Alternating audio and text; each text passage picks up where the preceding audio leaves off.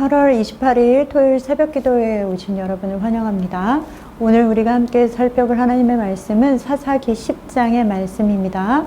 사사기 10장 10절에서 18절의 말씀을 제가 읽어드리도록 하겠습니다. 이스라엘 자손이 여호와께 부르짖어 이르되 우리가 우리 하나님을 버리고 바알들을 섬김으로 주께 범죄하였나이다 하니 여호와께서 이스라엘 자손에게 이르시되 내가 애굽 사람과 아모리 사람과 암몬 자손과 블레셋 사람에게서 너희를 구원하지 아니하였느냐. 또 시돈 사람과 아말렉 사람과 마온 사람이 너희를 압제할 때에 너희가 내게 부르짖음으로 내가 너희를 그들의 손에서 구원하였거늘 너희가 나를 버리고 다른 신들을 섬기니 그러므로 내가 다시는 너희를 구원하지 아니하리라. 가서 너희가 택한 신들에게 부르짖어 너희의 환난 때에 그들이 너희를 구원하게 하라 하신지라. 이스라엘 자손이 여호와께 여쭈되 우리가 범죄하였사오니 주께서 보시기에 좋은 대로 우리에게 행하시려니와 오직 주께 구하옵나니 오늘 우리를 건져내옵소서 하고 자기 가운데서 이방 신들을 제하여 버리고 여호와를 섬기매 여호와께서 이스라엘의 곤고로 말미암아 마음에 근심하시니라. 그때에 암몬 자손이 모여서 길르앗에 진을 쳤으므로 이스라엘 자손도 모여서 미스바에 진을 치고 길르앗 백성과 방백들이 서로 이르되 누가 먼저 나가서 암몬 자손과 싸움을 시작하랴. 그가 길르앗 모든 주민의 머리가 되리라 하니라. 아멘. 오늘 사사기 10장의 말씀은 성경에서 가장 충격적인 장면 중에 한 장면입니다. 우리는 보통 사사기의 말씀을 읽으면서 동일한 패턴을 발견하게 됩니다.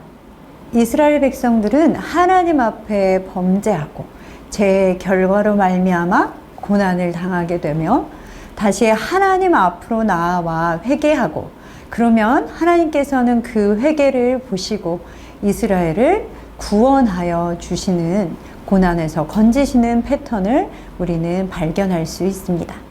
그러나 오늘의 본문에서는 우리가 보아왔던 이 사사기의 패턴이 깨어져 버렸습니다.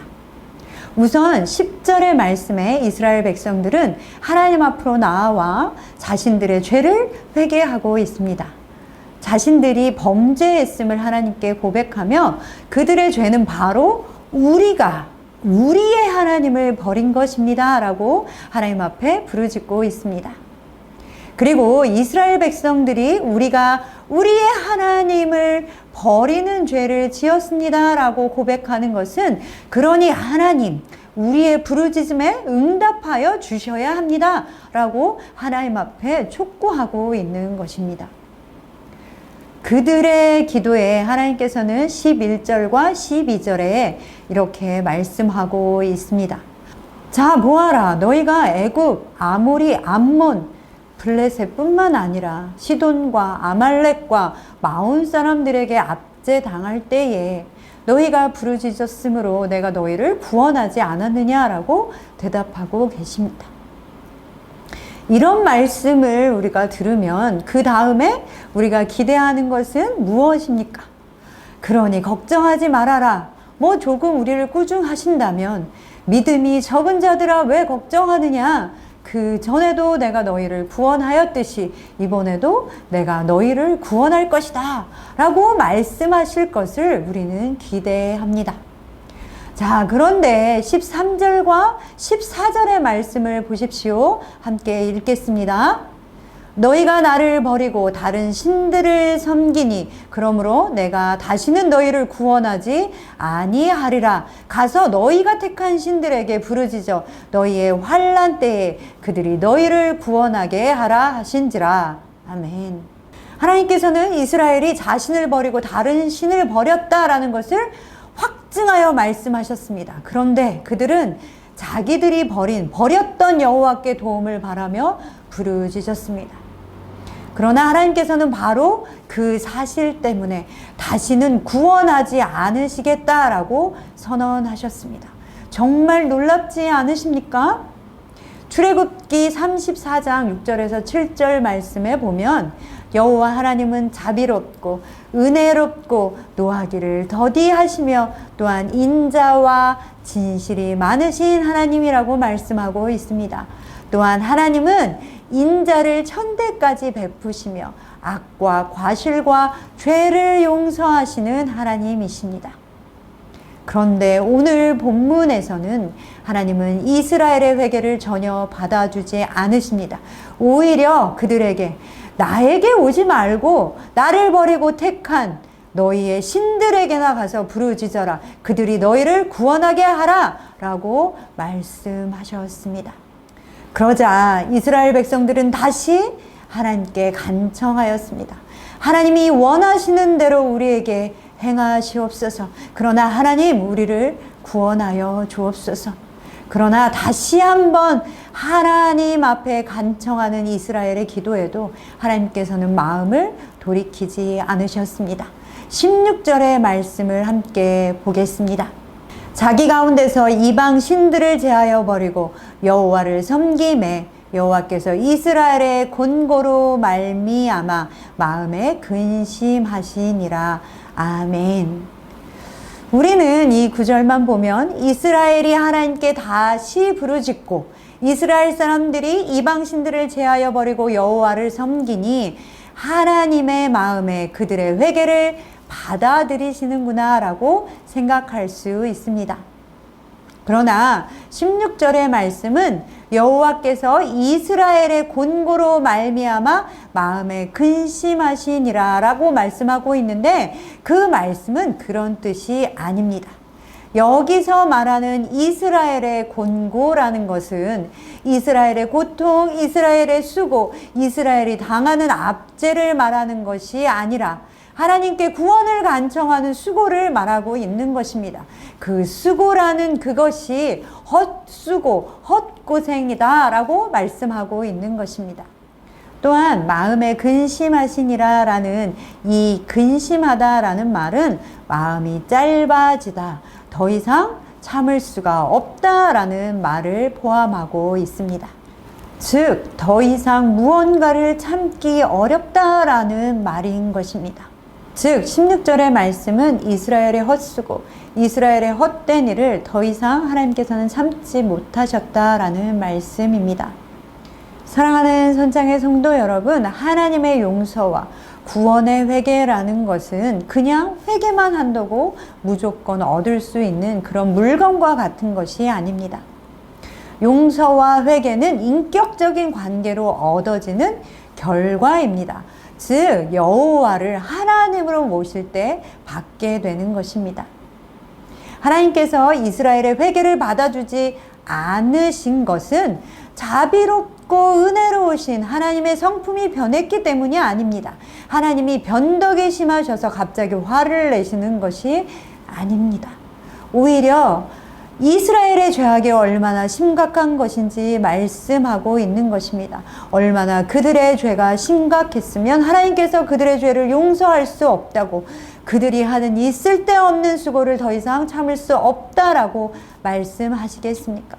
하나님을 버리고 다른 신을 섬기는 것은 그렇게 인자가 많으신 하나님도 용서하실 수 없는 심각한 죄인 것입니다.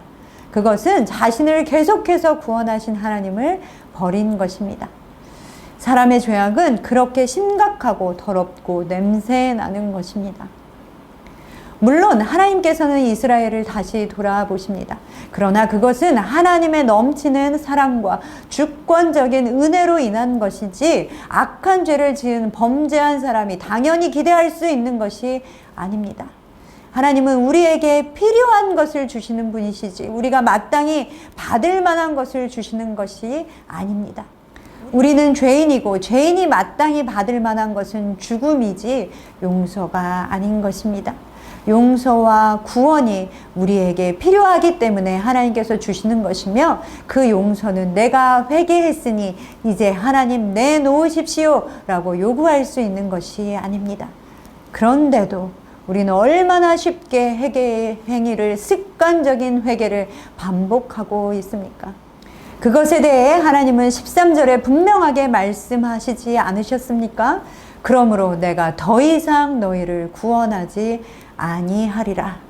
하나님은 이런 습관적인 회개, 때우는 행위로 행해지는 회개, 나의 어려움으로 인한 회개, 나의 문제를 해결하기 위한 회개, 그 모든 헛수고 헛된 것을 더 이상 참지 않으시고 구원하지 않으시겠다라고 말씀하셨습니다.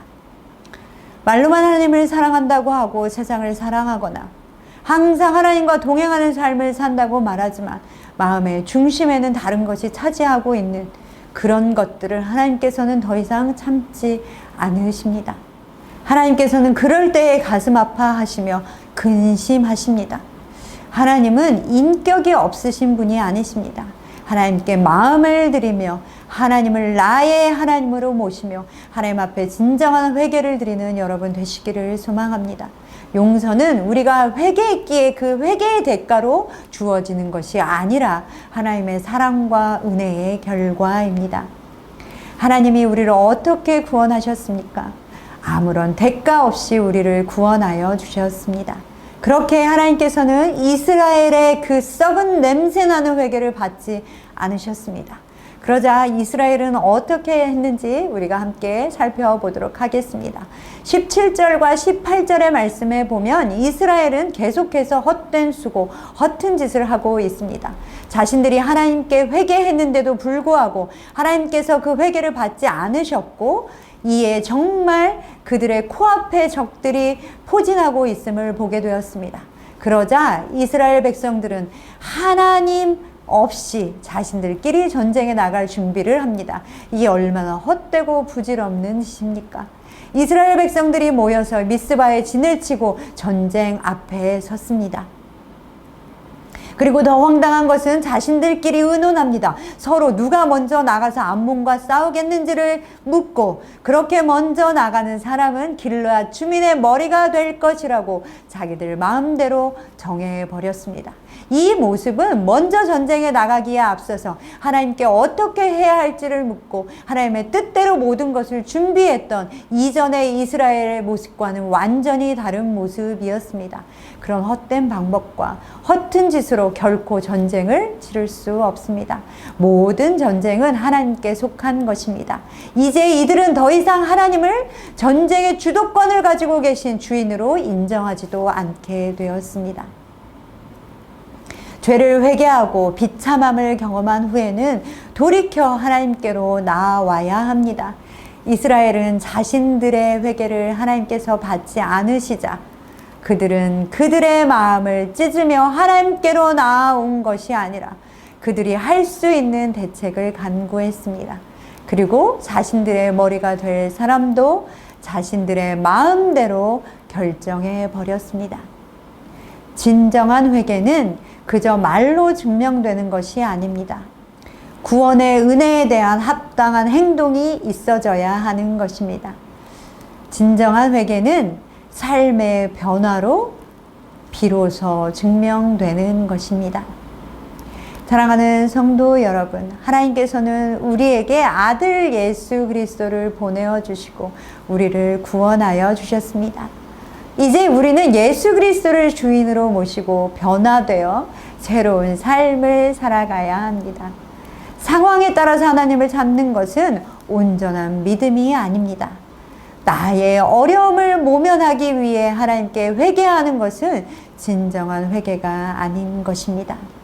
여전히 자기 중심적인 삶을 살아가는 것이죠. 오늘 우리는 하나님께서 자신의 백성들에게 경고하시며 분명하게 이제 나는 더 이상 너희의 허튼 짓과 그 냄새 나는 죄를 참지 않겠다라고 말씀하셨습니다. 우리 안에는 이스라엘 백성들과 같은 습관적인 회개와 헛된 수고를 반복하고 있지는 않은지 돌아보아야 합니다. 의미 없는 회개를 하나님께서는 기뻐하지 않으십니다. 사랑하는 성도 여러분, 헛된 수고를 내려놓고 마음으로 하나님께 나아가십시오. 또한 우리가 받아 마땅한 대가를 주신 것이 아니라 우리에게 필요한 구원이라는 선물을 주셨음을 기억하십시오. 그러니 사랑하는 성도 여러분, 이제는 하나님께 구원받은 백성으로서의 합당한 삶을 살아가시는 여러분 되시기를 소망합니다.